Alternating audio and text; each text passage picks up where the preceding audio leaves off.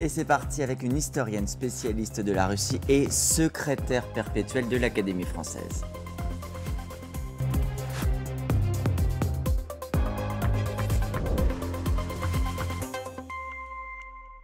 Bonjour Hélène Carrère-Dancos. Bonjour. Merci beaucoup d'être là ce matin. On est ravis d'ouvrir avec vous cette semaine si particulière, tristement si particulière, puisque cela fera vendredi 1 an que Vladimir Poutine a lancé son offensive contre l'Ukraine. Hier, le président ukrainien, justement, s'est entretenu avec le président français. Ça a été l'occasion de rappeler, je cite le communiqué officiel, la nécessité de renforcer et d'accélérer le soutien militaire à l'Ukraine. Comment, à votre avis, Vladimir Poutine peut-il regarder ce type de déclaration? Vladimir Poutine, il sait que Zelensky joue son rôle. Je dirais qu'il a conscience, absolument chacun parle comme il doit parler dans cette affaire. Donc c'est une sorte de jeu de rôle, en fait. Non, le problème pour Vladimir Poutine, c'est la situation. C'est pas ce que dit Zelensky. La situation qui est difficile pour les deux parties, puisqu'il y a, on le voit en particulier dans l'Est, dans le Donbass, à Bakhmout, une forme de statu quo, c'est-à-dire que chacun épuise ses forces sans avancée réelle. Oui, pour l'instant, on a l'impression qu'il y a un blocage, ce qui ne prouve rien. Enfin, si vous voulez, là, ce que fait Zelensky, c'est d'essayer d'obtenir les moyens de débloquer. Est-ce que Poutine essaye de débloquer ou est-ce qu'il tire en longueur? Ça, c'est une question à laquelle seuls des militaires très compétents peuvent répondre. Alors vous dites chacun est dans son rôle aussi dans ses Absolument. déclarations. Les déclarations de Volodymyr Zelensky, vous le rappeliez à l'instant, c'est beaucoup ces derniers temps pour demander des armes supplémentaires, des avions en particulier. On sait que depuis 1 an, Vladimir Poutine a semblé fixer des lignes rouges qui ont été mordues, qui ont été franchies parce qu'il y a eu des livraisons. Est-ce qu'il existe réellement des lignes rouges pour Vladimir Poutine? Autrement dit, si les Occidentaux viennent à livrer des avions à l'Ukraine, le président russe peut-il rester sans réaction? Il y a de fortes chances que ça se passe comme ça s'est passé, c'est-à-dire qu'on voit sauter cette ligne rouge. Enfin, manifestement, Poutine attend la suite. Il se dit que le temps lui permet de tenir. Enfin, j'imagine. En fait, c'est un rapport au temps qui est différent. C'est ce qu'on voit, c'est que le président russe se dit qu'on n'est pas à quelques jours près. Le président russe a l'espace, il a pour lui l'espace et le temps. Enfin, en tout cas, dans sa mentalité, et il est exact, il a du temps. Il joue sur le temps. On dit parfois que c'est aussi une caractéristique des dictateurs d'avoir un rapport au temps différent. Il n'est pas lié par un pouvoir qui risquerait de le renverser, une opposition ou... Oui, c'est peut-être pas exactement ça. C'est lié vraiment à ce qu'est la Russie. La Russie, c'est un espace immense. Et ça, je crois qu'on ne le comprend pas assez, que quand il y a un espace immense, le temps a une nature différente. Pour tout, si vous voulez. Pour la façon dont raisonnent les dirigeants. Vous savez, l'exemple parfait, ce sont les guerres napoléoniennes. Napoléon gagnait ses guerres tout de suite.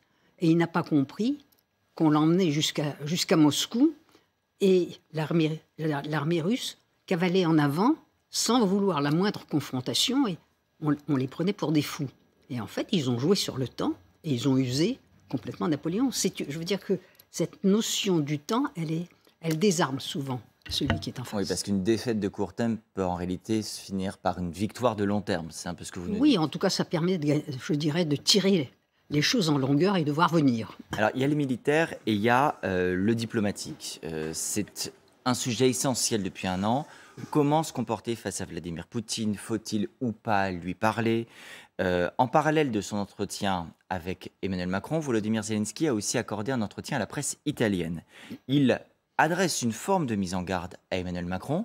Il estime que le président français, je le cite, perd son temps en voulant le retour de Vladimir Poutine à la table des négociations. Il dit, Volodymyr Zelensky, « Ce serait un dialogue inutile. Je suis arrivé à une conclusion que nous ne sommes pas en mesure de changer l'attitude de la Russie. » Et vous, qu'en dites-vous? Ce dialogue est-il inutile? Non, alors je vais vous dire d'abord, Vladimir Zelensky est tout à fait dans son rôle. Il dit ce qu'il a à dire. Il ne peut pas dire autre chose. Bon, c'est très clair. Mais cela dit, il ne comprend pas très bien Emmanuel Macron. C'est ça le fond du problème. Ou en tout cas, il n'a pas envie de le comprendre. L'attitude d'Emmanuel Macron, je dirais sa position en politique étrangère, elle est très conséquente. Contrairement à ce qu'on croit, il ne fait pas des sauts de puce à droite et à gauche, c'est pas le en même temps, c'est continu et ça repose sur 2 piliers. Le premier pilier, qui est très clair, Emmanuel Macron tient compte de ce qu'est la position historique de la France. C'était la position historique et position géographique.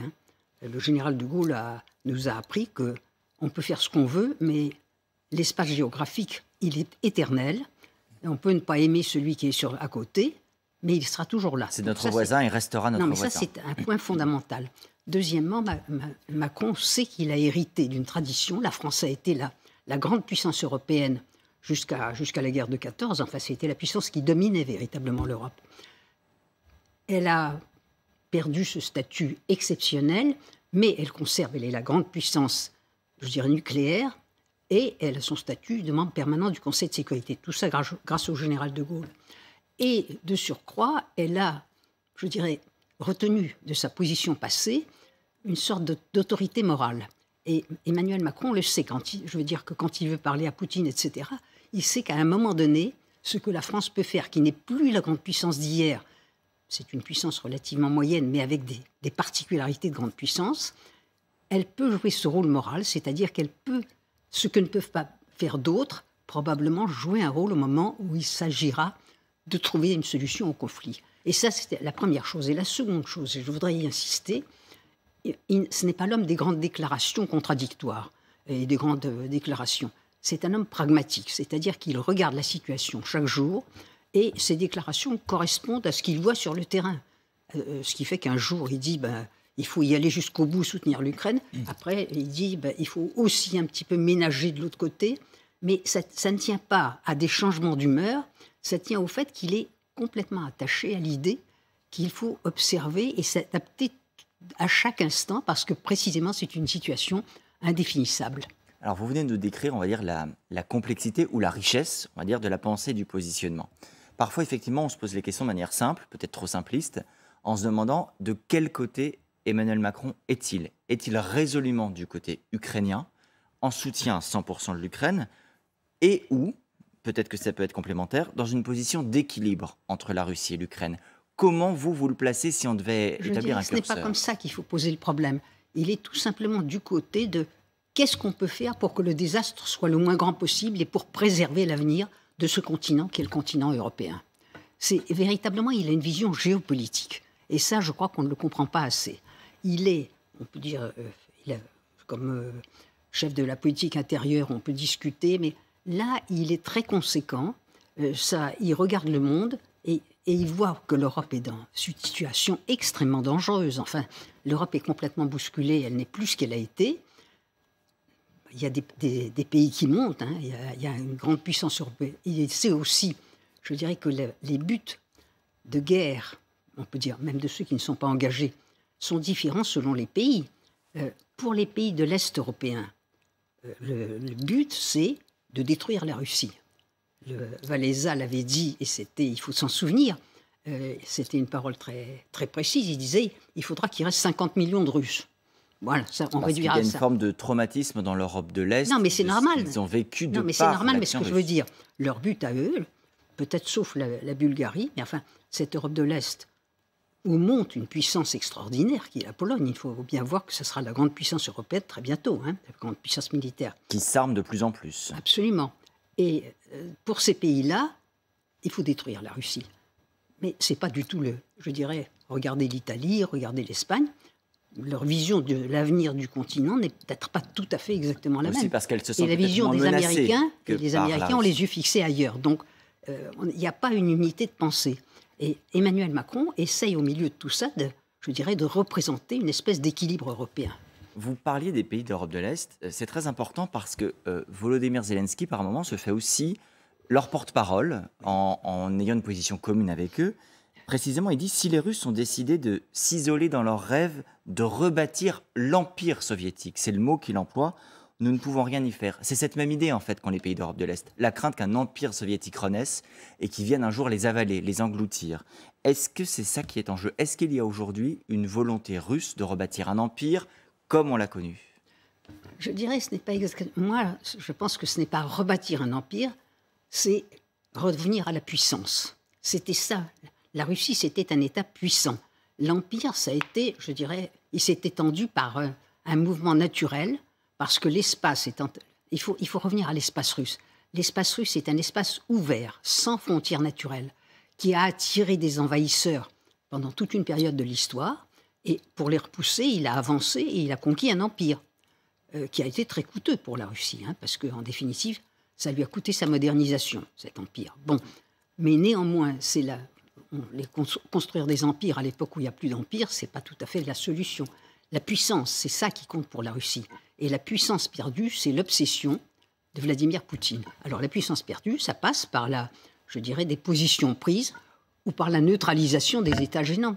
Qu'est-ce qu'a fait Vladimir Poutine? Il y a des États dont il a craint, la montée au sein de l'OTAN, la Géorgie, l'Ukraine, qui est pour lui le prolongement naturel de la Russie. Ça, il n'y a aucun problème là-dessus. C'est la continuité, ça n'est pas un État différent. Donc, qu'est-ce qu'il a fait? De son point de vue, en effet. Il a créé des conflits gelés en Géorgie, et la Géorgie est complètement paralysée. Ça, c'est 2008. Il a créé en Ukraine un grand conflit gelé, le Donbass, qu'il a dégelé soigneusement. Depuis 2014, il y a une guerre qui se poursuit en Ukraine, il n'y a pas de problème.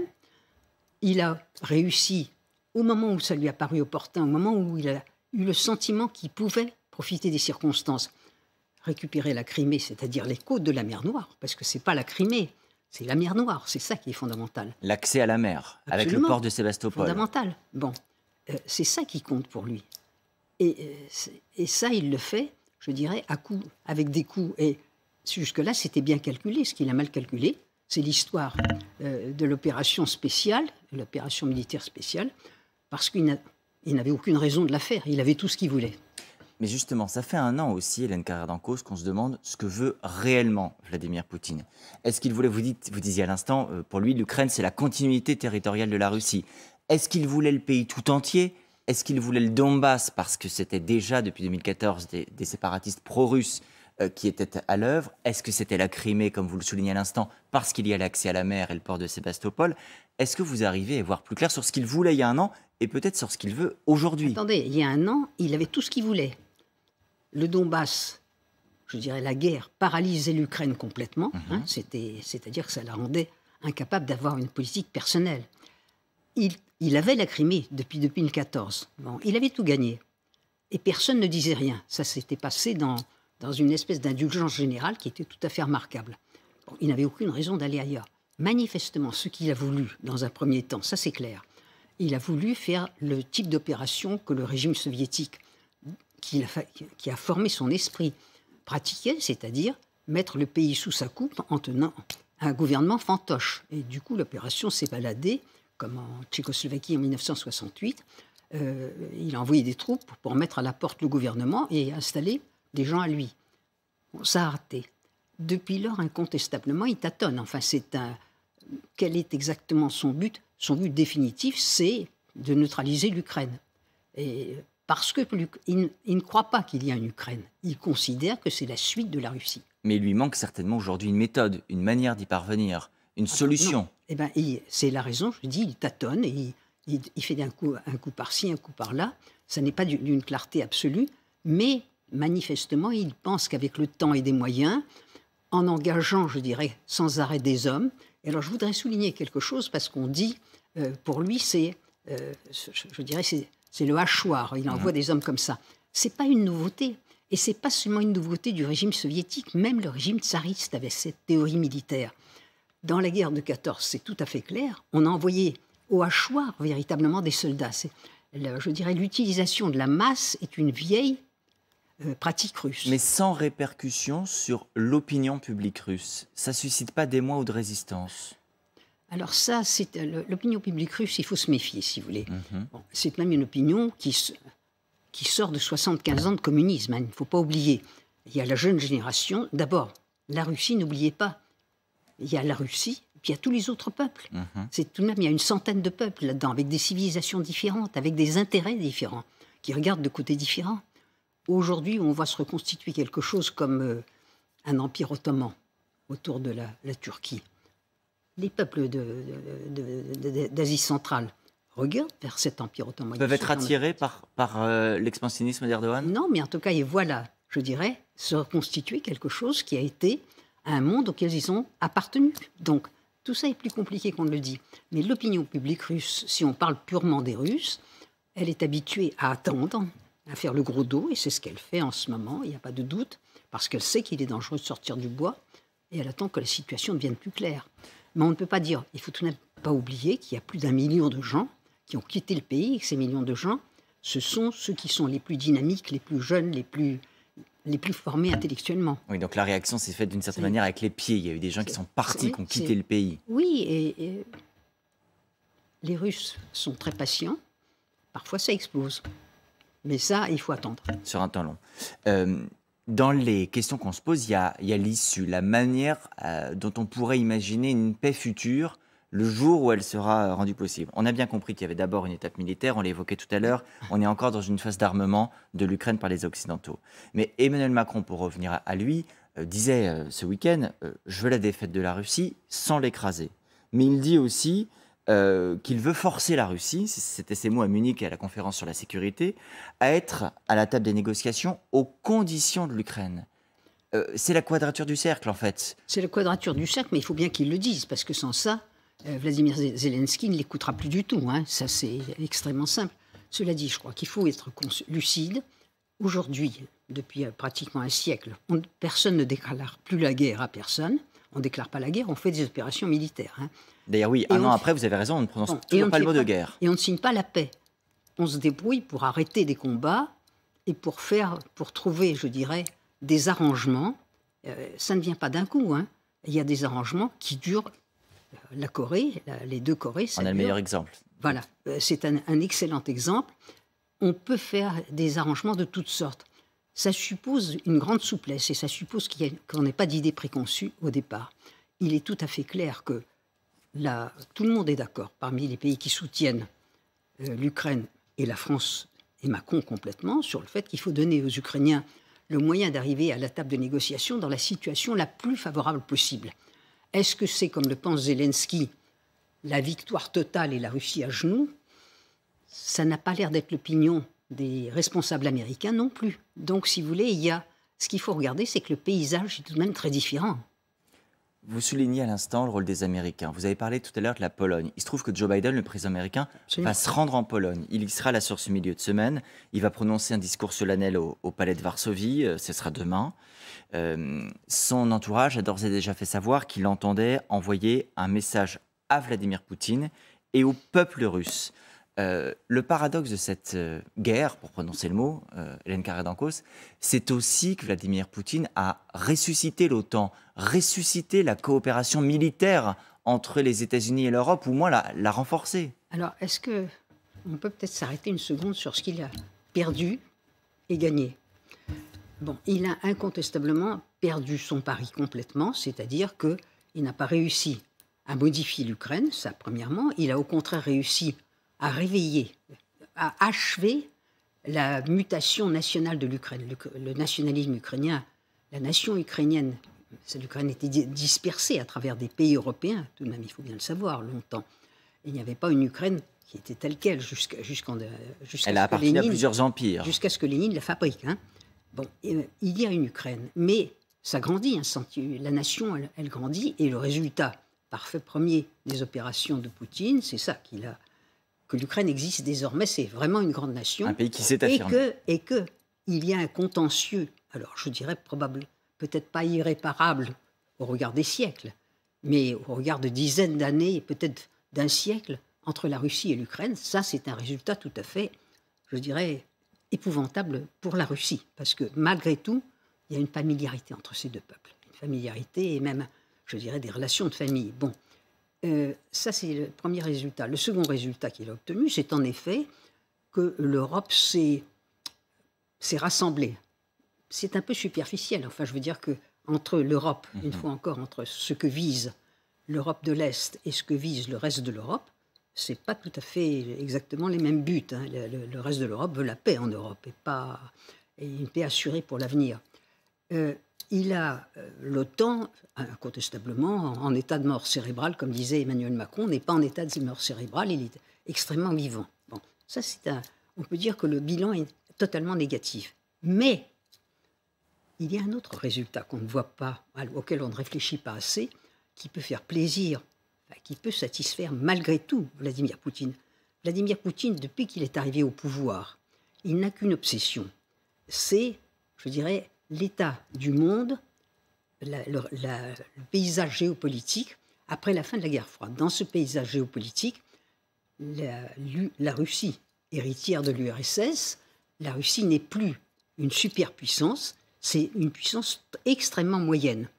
Et le monde a été dominé jusqu'à la guerre d'Ukraine par ce que nous appelons l'Occident, essentiellement par les États-Unis. Bon, au fond, le vieux duel entre l'URSS et les États-Unis qui caractérisait la guerre froide s'est traduit par l'URSS devenant une Russie puissance très moyenne et les États-Unis qui dominent le paysage. Mais la Russie a pu se faire porte-voix des occidentaux dans ce conflit. Non, mais attendez. Cela dit, le paysage a complètement changé depuis la guerre d'Ukraine. Il y a un basculement géopolitique total. Le basculement, d'abord, le monde a basculé vers l'Asie. Il est clair que c'est l'Asie qui est fondamentale pour les États-Unis. C'est là-bas que ça se passera. Et deuxièmement, eh bien, nous nous apercevons que l'Occident, ce que nous appelons l'Occident, il est seul. Il est très contesté. Seul. Et le monde, et alors là, je vous invite à relire le livre de Maurice Gourdon-Montagne, un grand diplomate. Les autres ne pensent pas comme nous. Il est clair que les autres pays, ils ne sont pas. Personne ne trouve très bien que Poutine ait envahi l'Ukraine. Ça, c'est pas. Mais en même temps, personne ne veut s'en mêler. Il y a toute une partie du monde, et une partie considérable, qui considère que ça ne la regarde pas. Et on peut dire, et qui est non aligné. Non, mais en ce sens, on a désormais un isolement de l'Occident.